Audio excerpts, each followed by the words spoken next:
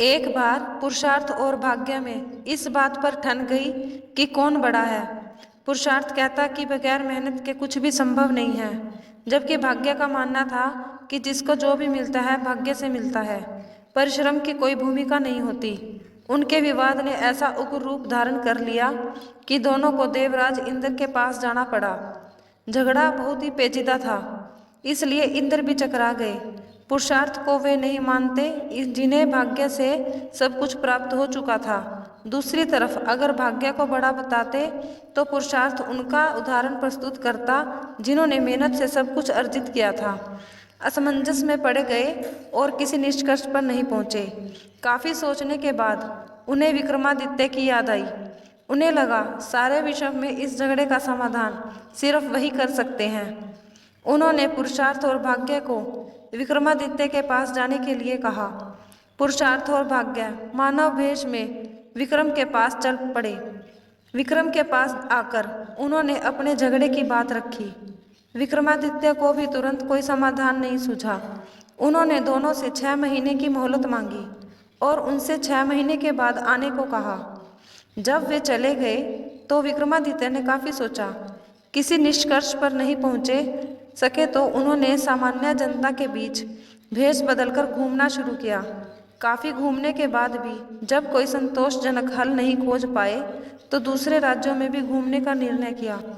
काफी भटकने के बाद भी जब कोई समाधान नहीं निकला तो उन्होंने एक व्यापारी के यहाँ नौकरी कर ली।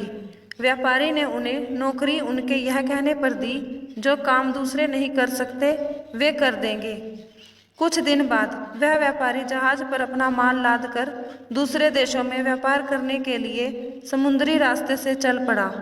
अन्य नौकरों के अलावा उसके साथ विक्रमादित्य भी थे। जहाज कुछ ही दूर गया होगा कि भयानक तूफान आ गया। जहाज पर सवार लोगों में भय और हताशा की लहर दौड़ गई। किसी तरह जहाज एक टापू के पास आया और वहां लंगर डाल दिया गया। जब तूफान समाप्त हुआ तो लंगर उठाया जाने लगा, मगर लंगर किसी के उठाए ना उठा। अब व्यापारी को याद आया कि विक्रमादित्य ने यह कहकर नौकरी ली थी, जो कोई न कर सकेगा वे कर देंगे। उसने विक्रम से लंगर उठाने को कहा। लंगर उनसे आसानी से उठ गया। लंगर उठते ही जहाज ऐसी गति से बढ़ गया कि टापू पर विक्रम छूट गए। समझ में नहीं आया क्या किया जाए। द्वीप पर घूमने फिरते चल पड़े। नगर के द्वार पर एक पट्टिका टंगी थी जिस पर लिखा था कि वहां की राजकुमारी का विवाह विक्रमादित्य से होगा। वे चलते चलते महल तक पहुँचे। राजकुमारी उनका परिचय पाकर खुश हुई और दोनों का विवाह हो गया। कुछ समय बाद वे कुछ सेवकों को साथ ले अपने राज्य की ओर चल पड़े। रास्ते में विश्राम के लिए जहाँ डेरा डाला वहीं एक सन्यासी से भेंट हुई। सन्यासी ने उन्हें एक माला, एक छड़ी दी। उस माला की 2 विशेषताएं थी। उसे पहनने वाला अदृश्य होकर सब कुछ देख सकता था तथा गले में माला रहने पर उसका हर कार्य सिद्ध हो जाता।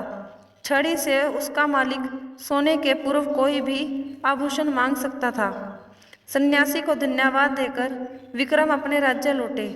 एक उद्यान में ठहरकर संग आए सेवकों को वापस भेज दिया तथा अपनी पत्नी को संदेश भिजवाया कि शीघ्र ही वे उसे अपने राज्य बुलवा लेंगे। उद्यान में ही उनकी भेंट एक ब्राह्मण और एक भाट से हुई। वे दोनों काफी समय से उस उद्यान की देखभाल कर रहे थे।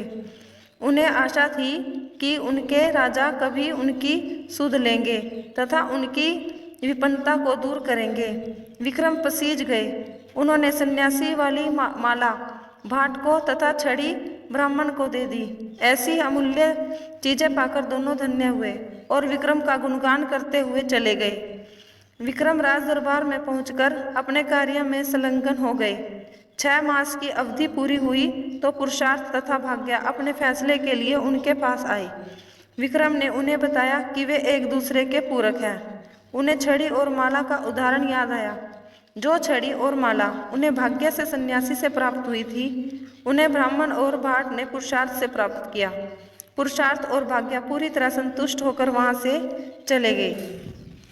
दोस्तों, मेरी यह वीडियो देखने के लिए धन्यवाद। जय श्री राम।